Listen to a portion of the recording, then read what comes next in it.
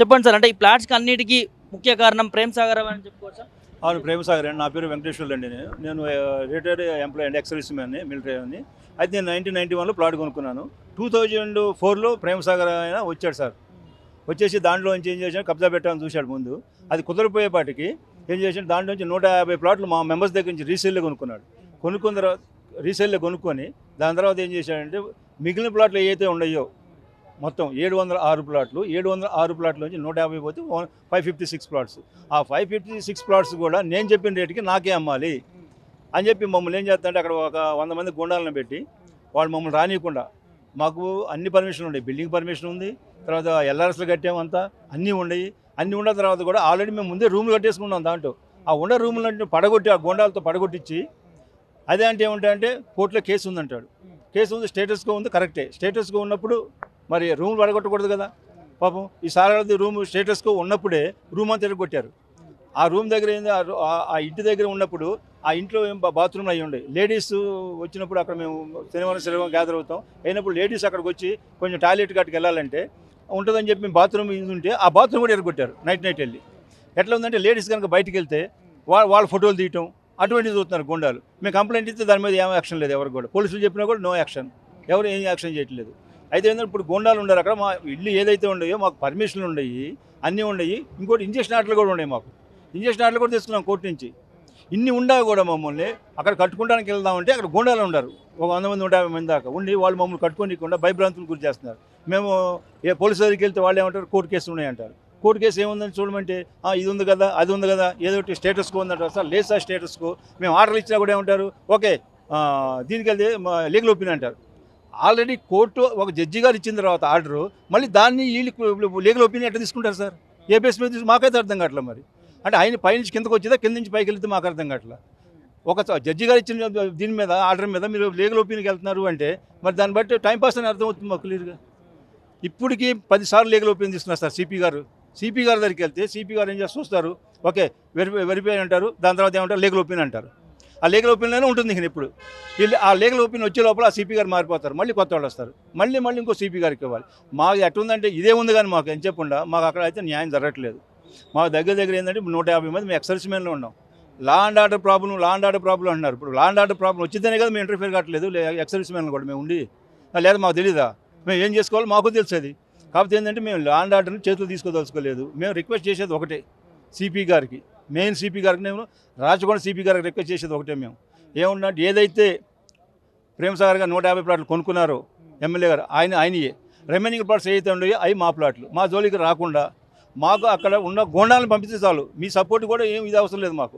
అక్కడ ఏదైతే గోండాలు ఉన్నారు 100 మంది 150 మంది ఉండారో ఆ గోండాలు కనుక అక్కడి నుంచి పంపించేస్తే ఆ గంజాయి బ్యాచ్ని మేము ప్రశాంతంగా వెళ్ళి మా ప్లాట్లు మేము కట్టుకుంటాం. దానికి సంబంధించిన ఏదైతే ఉందో జిహెచ్ఎంసీ పర్మిషన్లు ఉన్నాయి, బిల్డింగ్ ఎల్ఆర్సీలు కట్టుకొని ఉన్నాం, దాంతో ఇంజక్షన్ ఆర్డర్లు కూడా ఉన్నాయి. కాబట్టి అన్నీ మాకు ఫేవర్గా ఉన్నాయి. కాబట్టి మేము సిపి గారికి ప్లస్ ముఖ్యమంత్రి గారికి రిక్వెస్ట్ చేసుకోవడం అదే. ముఖ్యమంత్రి గారికి ఏముందంటే, ముఖ్యమంత్రి గారి త్రూ మేము ఏం చెప్పదలుచుకున్నామంటే, సార్ మీరైనా సిపి గారికి చెప్పి సిపి గారి త్రూ అక్కడ ఉండే గుండాలను అక్కడి నుంచి పంపించేస్తే మేమందరం ఏదైతే ఉన్నామో పేదవాళ్ళం 556 మంది, దగ్గర 3000 ఫ్యామిలీస్, మేము మీ పేరు చెప్పుకొని సిపి గారి పేరు చెప్పుకొని అక్కడ ఇల్లు కట్టుకొని మేము ప్రశాంతంగా ఉంటాం సార్. కాబట్టి మాకు ప్రశాంతంగా ఉండేటట్టు వాతావరణం కల్పించమని చెప్పి మీ మీడియా త్రూ మేము సీఎం గారికి ప్లస్ సిపి గారికి రిక్వెస్ట్ చేసుకుంటున్నాం. మరికొంత మాట్లాడదాం. అసలు అక్కడ ఎందుకు అంటే ఇంత అణచివేత జరుగుతూ ఉంటే పోలీసు వ్యవస్థ దగ్గరికి వెళ్తే ఏం చెప్తాను? పోలీసు వాళ్ళు మాకు సాధారి ఇస్తలేరు సార్. మా సిపి దగ్గర నుంచి ఆర్డర్స్, ఇన్స్ట్రక్షన్స్ ఉన్నాయి. మేము ఈ విషయంలో పట్టించుకోరు. మీరు కూడా ఇక్కడికి రాకండి. మీరు ఇక్కడికి వస్తే లా అండ్ ఆర్డర్ ప్రాబ్లం వస్తుంది. మళ్ళీ మీకు 144 ఏదో సెక్షన్లు వేస్తామంటున్నారు సార్.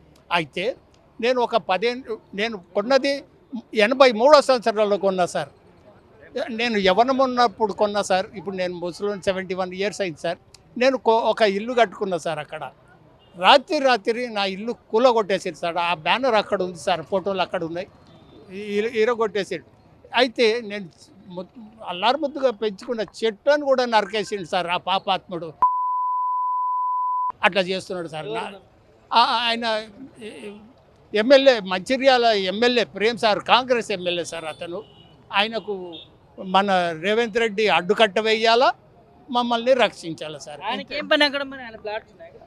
ఆయనకు ఒక 150 ప్లాట్లు కొన్నాడు సార్ దౌర్జన్యంగా. వాళ్ళని వీళ్ళని బెదిరించి, అరే మీరు ఇంట్లోకి వస్తే చంపేస్తారా, ఉన్న కాడికి అమ్ముకోబోన్రి అట్లా చెప్పి చాలా తక్కువ దగ్గర అడ్డుకి పావుసారు అంటారు కదా సార్, అట్లా కొనుక్కొని పోయింది సార్.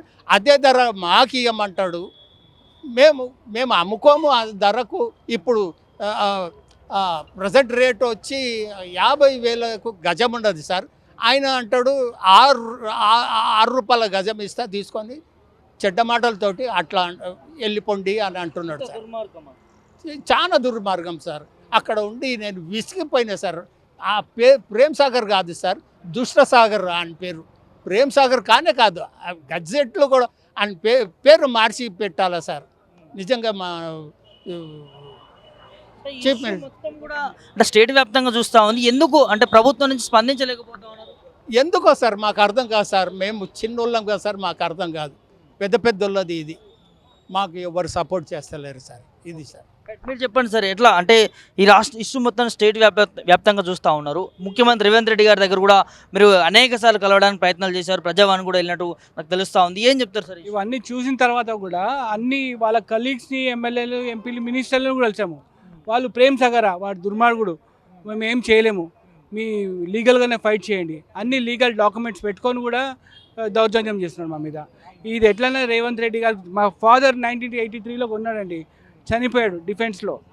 మరి ఇప్పుడు నేను కొట్లాడుతున్నాను, మా అబ్బాయి రెడీగా ఉన్నాడు ఇప్పుడు కొట్లాడడానికి. ఇది ఎన్ని రోజులు పోతుంది? వాడు మాకన్నా వదిలేలా, వాడన్నా తీసుకోవాలి, ఏదో ఒకటి తేల్చాలి. ఇది థ్యాంక్ యూ. అంటే ఎందుకు అంటే మీరు న్యాయబద్ధంగా కొనుక్కున్న ఫ్లాట్స్ అవన్నీ కూడా అంటే దానిపైన పట్టా ఉంది, మీరు అర్హులు, ఎందుకు గుండాలం పెట్టి ఇవాళ వాళ్ళని పెట్టి అణచివేయాల్సిన ప్రయత్నం ఎందుకు చేస్తారు? దౌర్జన్యం అండి. వాడు వృత్తే ఇది.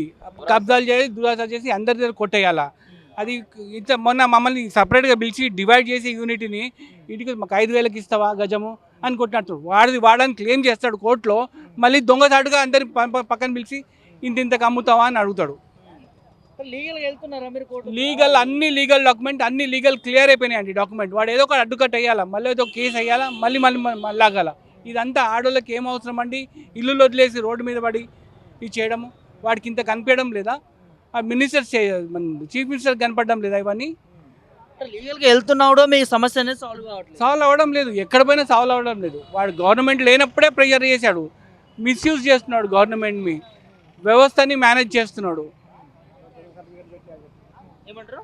దొంగ సర్టిఫికేట్లు పెట్టి వాళ్ళు బాగా అల్లు చేసుకొని మొత్తం వీళ్ళు అందరూ బెదిరించుకుంటూ వేస్తే మాకు 5 ఇస్తారు. ఎంత ముసలోళ్ళు ఇలా పోతే ఇంకెవరు వస్తారు?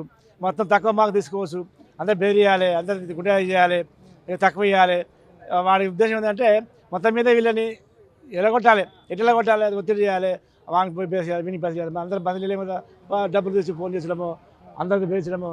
ఇప్పుడు ప్రతిపక్షాలకేమో ఒకనే మనకి టీఆర్ఎస్ రంగంలో సీఎం గారు కూడా 10 రోజుల్లో న్యాయం చేసిండు. టీఆర్ఎస్లకు అదే మల్లారెడ్డి గారి భూమి ఉంటే కొన్ని నెలలు మాది.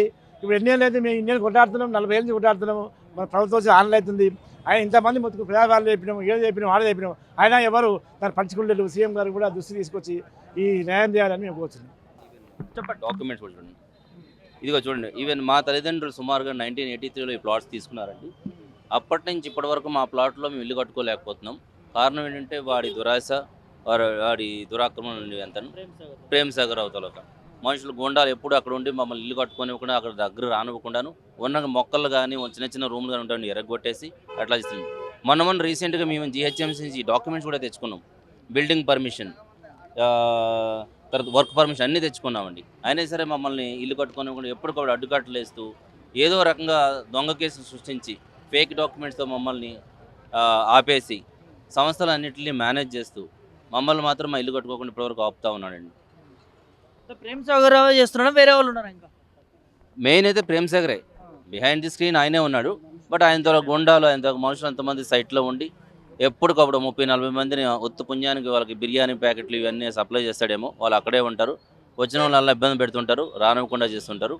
ఆయనే ముఖ్యంగా ప్రేమ్ సాగర్, ఆయన గుండాలే మొత్తం అంతా. ఎట్లా చెప్తారు సార్? అంటే ఇంతమంది భారీ ఎత్తున ధర్నా చౌక్లో ఈ ధర్నా చేస్తూ ఉన్నారు, మీకు న్యాయం చేయాలని చెప్పి కూడా ఏం చెప్తారు? ఏముందండి, ఇది 1983లో ఇది లేఅవుట్ అండి. అప్పటి నుంచి 2020 వరకు అందరూ కొనుక్కున్నాము. ఈ మధ్యలో ప్రేమ్ సాగర్ 2004లో ఎంటర్ అయ్యి దొంగ డాక్యుమెంటు అతను దొంగ పాస్బుక్లు సృష్టించి ఇదేదో కొట్టేయాలని చూశాడు. కానీ మేమందరం దానికి అపోజ్ చేయటం వల్ల ఆ దొంగ డాక్యుమెంట్ అది కుదరదని చెప్పి మాలోనే ప్లాట్ ఓనర్స్ని బెదిరించి భయపెట్టి ఒక 150 ప్లాట్లు కొనుక్కున్నాడు. ఇప్పుడు ఏమంటాడంటే ఆ 703 ప్లాట్లలో మిగతా ప్లాట్లు కూడా నాకే అమ్మాలి. అది కూడా అమ్మటం ఏంటి, లోకల్గా 50,000 గజం ఉంటే అక్కడ 4,000కి ఇస్తావా 3,000కి ఇస్తావా అని ఎవరితోనో ఒకళ్ళిద్దరితోటి రాయబారం పంపించడం. మరి మేమేమో నీకు నువ్వు 150 ప్లాట్లు నువ్వు కొన్నావు కదా, నువ్వు అన్న రేటు నువ్వు ఏది ఇస్తా అన్నావు రేటు, దాన్ని మేము డబుల్ ఇస్తాం మాకు ఇచ్చేయమంటున్నాం. ఈయనకి ఏంటంటే భూబకాసుడు అనమాట. ఈయన ఎక్కడ దొరికితే ఎక్కడ ఖాళీగా దొరికిందంటే అక్కడ వేసేస్తాడు. ఆయన ఎక్కడ ప్రేమసాగర్ రావు, ఆయన ఉండేది ఎక్కడ మంచిర్యాల కాన్స్టిట్యున్సీ. ఆయనకి ఇక్కడ సిటీలో సెంటర్లో అన్ని ప్రైమ్ లొకాలిటీ చూసుకుంటాడు.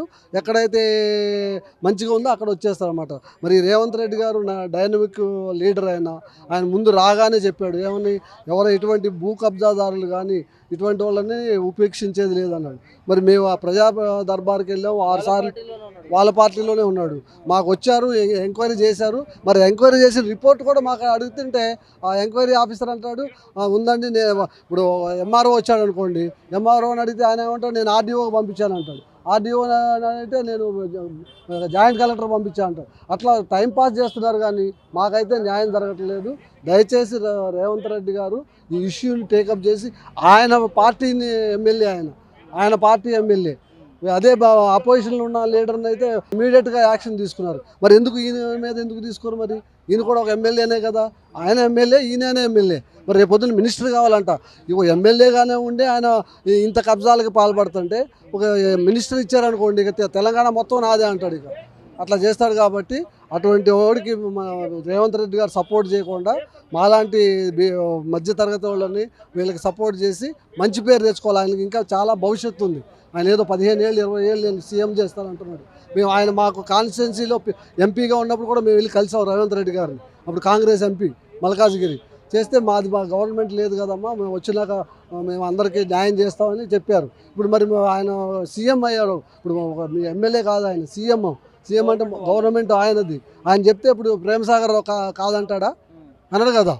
ఏంటి నువ్వు ఒకసారి పిలిచి ప్రేమసాగర్ రావుని వీళ్ళందరూ ఇంత బాధితులు అంట, ఎందుకు నువ్వు వాళ్ళందరినీ ఇబ్బంది పెడుతున్నావు, వాళ్ళు మన చెడ్డ పేరు వస్తుంది అని అంటే ప్రేమసాగర్ రావు అయినా కానీ చేశారంటే మరి రేవంత్ రెడ్డి గారు అడ్మినిస్ట్రేషన్ ఆయన ఎంత తక్కువ ఉందో అప్పుడే తెలుస్తుంది. మరి ఒకసారి పిలిచి మాట్లాడాలి కదా. మాట్లాడకుండా నువ్వు మా వాళ్ళకి ఒక న్యాయం వేరే ఎదుటోడికి న్యాయం అంటే కాదు కదా. కాబట్టి రేవంత్ రెడ్డి గారికి మేము మరీ రిక్వెస్ట్ చేసేది ఏంటంటే మా ఇష్యూని తొందరగా సాల్వ్ చేసి మా అన్నీ ఉన్నాయి డాక్యుమెంట్లు లేవంటే కాదు. ఆయన కొనుక్కున్న ప్లాట్లు 150 120 దౌర్జన్యం కొనుక్కున్నాడు, అవి ఆయనయే. మిగతా 550 ప్లాట్లు మాయి. మేము ఇల్లు కట్టుకోవటానికి మాకు ఎటువంటి అభ్యంతరాలు ఆటంకాలు కలిగించుకోకుండా చూడాలని మేము కోరుకుంటాం.